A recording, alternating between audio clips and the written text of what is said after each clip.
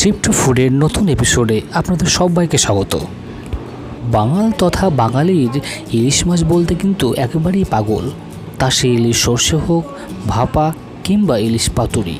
আজকে কিন্তু ইলিশের বিভিন্ন রেসিপির মধ্যে আমার মায়ের এই স্পেশাল দই ইলিশ ভাপার রেসিপিটা তোমাদের সঙ্গে শেয়ার করব।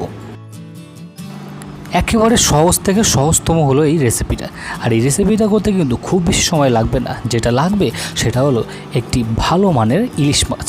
সেই ইলিশ মাছকে এনে ভালোভাবে ধুয়ে টুয়ে কেটে নিয়ে নুন হলুদ মাখিয়ে রাখতে হবে ম্যারিনেটের জন্য। মাছটাকে ম্যারিনেট করতে রেখে দিয়ে এরপর আমরা সর্ষে আর পোস্তকে একসাথে জল ছাড়া একবার গ্রাইন্ড করে নিলাম। এরপর সেই মিশ্রণে সামান্য পরিমাণ জল আর কাঁচা লঙ্কা দিয়ে আবার আমরা ভালোভাবে কিন্তু গ্রাইন্ড করে নিলাম।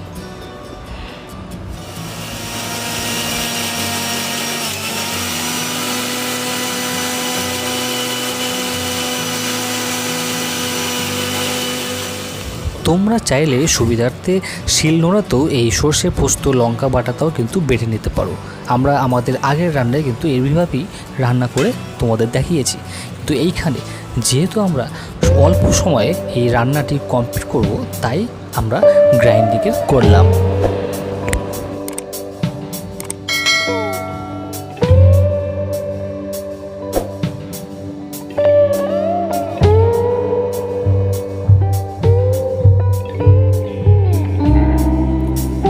এরপর একটি কড়াই গরম করে আগে থেকে বেটে রাখা কাঁচা লঙ্কা বাটা তার মধ্যে দিয়ে দেবো। সেটিকে খুন্তি দিয়ে একটু ভালো করে নেড়ে ছেড়ে নেবো আমরা। কয়েক মিনিট নাড়াচাড়া করার পর তারপর সেই লঙ্কা বাটার মধ্যে পরিমাণ মতন লবণ দিয়ে দেবো আমরা।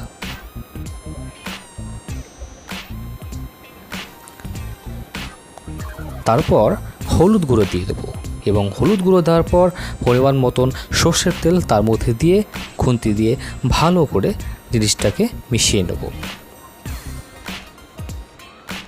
গ্যাসটাকে মিডিয়াম আঁচে করে ভালো করে কষাতে হবে। এরপর আগে থেকে গ্রাইন্ডিংয়ে করা যে সর্ষে পোস্ত পেস্টটা তার মধ্যে আমরা দিয়ে দেব। এইবার যেটা আরেকটি উপাদান আমাদের দেখানো হয়নি আগে, টক দই সামান্য একটু তার মধ্যে জল দিয়ে ভালো করে গুলিয়ে নিয়ে তার মধ্যে আমরা দিয়ে দেবো। এরপর পুরো মিশ্রণটাকে মিডিয়াম আঁচে ভালো করে নাড়াচাড়া করে নিতে হবে।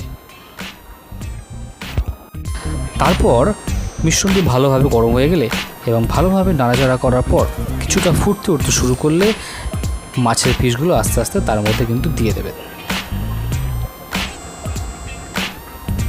লক্ষ্য রাখতে হবে যদি ডিম ভর্তি মাছ হয় সেক্ষেত্রে ডিমটা যাতে বাইরে না বেরিয়ে যায়, খুব সাবধানে কিন্তু মাছটা ধোয়াধুয়ি করতে হবে।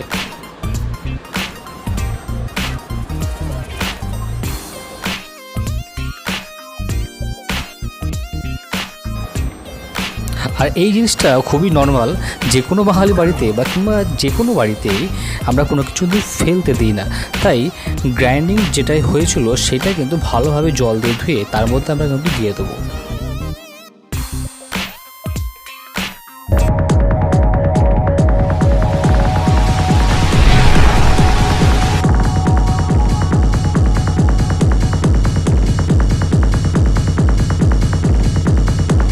এই রান্নাতে লঙ্কার ব্যবহার কিন্তু একদম অপরিহার্য। কাঁচা লঙ্কা ছাড়া এই স্বাদ কিন্তু খেলবেই না। তাই মাছটা কিছুটা ফুটে যাওয়ার পর বেশ কয়েকটা কাঁচা লঙ্কা সে আপনি মাঝখান দিয়ে চিরেও দিতে পারেন কিংবা না চিরেও দিতে পারেন, তার মধ্যে কিন্তু দিয়ে দিতে হবে। এতে স্বাদের পরিমাণটা অনেকটাই বাড়িয়ে দেয়।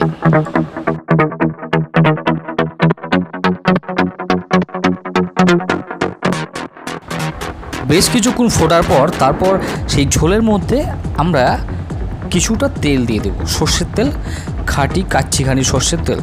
এতে স্বাদের পরিমাণটা অনেকাংশেই বাড়িয়ে দেয়। এরপর আপনারা চাইলে সামান্য পরিমাণ চিনি কিন্তু অ্যাড করতে পারেন, এতে স্বাদের একটু পরিমাণটা হেরফের হয়ে যায়। তা চিনিটা পুরোপুরি অপশনাল। এরপর কিন্তু একটু ফুটতে দিতে হবে। ফোটার পর একটা ঢাকনা দিয়ে কিছুক্ষণের জন্য মিনিট 5-10 মিনিটের জন্য ঢেকে রাখতে হবে। ব্যাস, তারপরেই একদম রেডি ইলিশ মাছের দই ভাপা। এবার শুধু গরম গরম ভাতের সঙ্গে সার্ভ করার অপেক্ষা। ব্যাস, স্বর্গ লাভের তৃপ্তি। তো বন্ধুরা, কেমন লাগলো আমার মায়ের হাতের আজকের দই ইলিশ ভাপা রেসিপিটা? ভালো লাগলে অবশ্যই লাইক করবেন, শেয়ার করবেন এবং সাবস্ক্রাইব করবেন আমাদের মোটিভেট করার জন্য। দেখা হচ্ছে আবার আরেকটা নতুন এপিসোডে।